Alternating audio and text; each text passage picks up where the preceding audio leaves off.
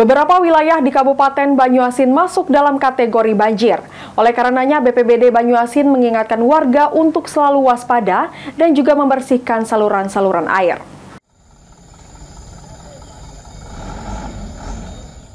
Masuknya musim hujan di beberapa wilayah Banyuasin menyebabkan beberapa titik menjadi rawan banjir karena air di sungai naik hingga ke pemukiman warga dan jalan.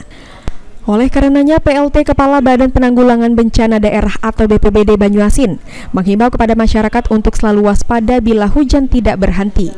Masyarakat diminta untuk gotong royong agar membersihkan saluran air karena wilayah yang kerap dilanda banjir harus lebih memperhatikan kondisi dan situasi lingkungan.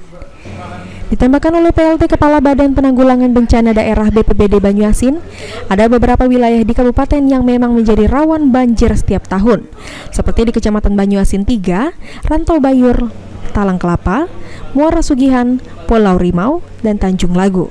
Daerah mana saja yang rawan banjir untuk di Banyuasin ya, Pak? Daerah rawan banjir.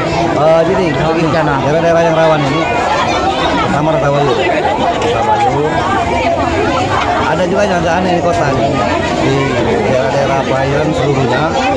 Kedua, kota seperti Pakalang Malaya, ada Semeru, ada di daerah Mangu Subatkan di Pakuan sendiri. Ada juga di Talang Kelapa, daerah Talang Mas. Ini juga pernah banjir tahun-tahun sebelumnya. Ini kita antisipasi, sudah kita himbau kepada Pak Camat, Pak Lurah, Pak Tani sampai untuk membersihkan saluran-saluran air yang ada di pemukiman ke bawah.